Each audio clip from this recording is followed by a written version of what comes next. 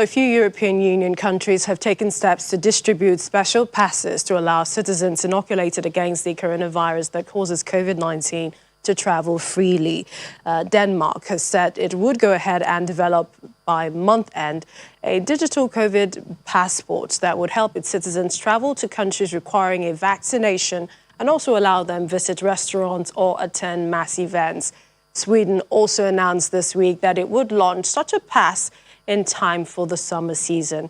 Meanwhile, other European countries such as France, Germany have voiced their concerns about the so-called vaccine passport on the grounds that it would mean special treatment for a privileged class of citizens to the detriment of the younger population.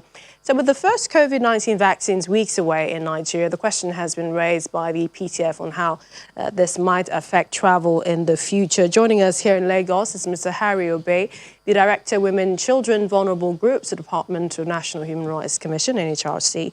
Thank you for joining us on the program. Thank you. It's a pleasure to be here. All right. Should that be a COVID-19 vaccine pass, as countries struggle to curtail the spread of COVID-19?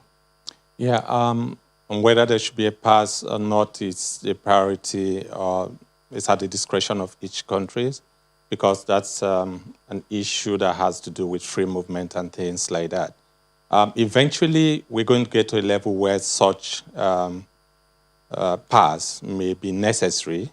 But then the timing is important, because if you have not vaccinated the whole population and then you're restricting movement and you say you want to give those people that have taken the vaccination the privilege to move freely, while others that have not taken it, not because they refuse to take, then those ones will be restricted. Then there could be some human rights issues there. Like privileged treatment for some people or discriminated treatment against some other people. So those are issues that need balancing, properly. Some people have argued that since we already have the rule that says you must provide the negative COVID-19 test before boarding, shouldn't that be sufficient? Why make it, even though it's meant to be voluntary, it now becomes mandatory for you to have for you to go into a country that is demanding of the pass? Yeah, the measures put in place sometimes need to be progressive, because we're dealing with issues of public health emergency.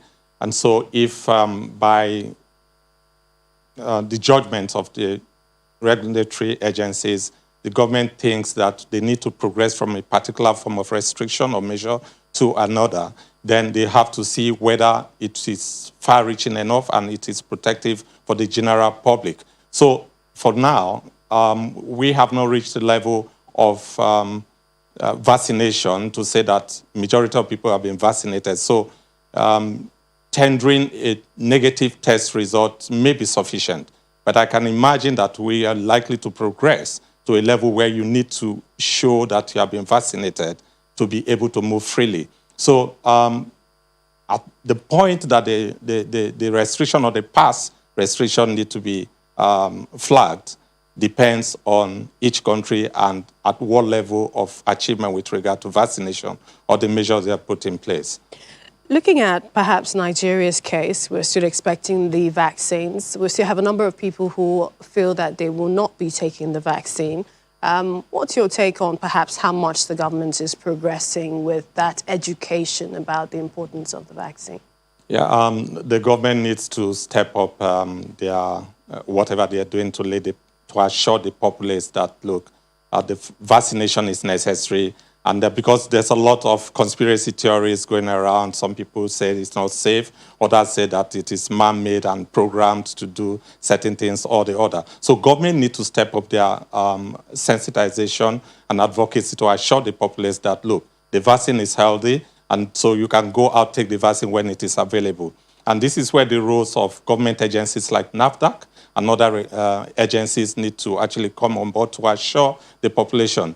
There also has to be some form of leadership by example. So the leaders in these places can come up and take the vaccination to assure the populace that, look, it is safe. So if I can take it, you should feel comfortable to take it as well. All right, we appreciate your time. Thank you so much, Mr. Harry Obey, Director, Women, Children, Vulnerable Groups, Department of the NHRC. Thank you for joining us on the program. Thank you, Melissa. It's a pleasure to be here.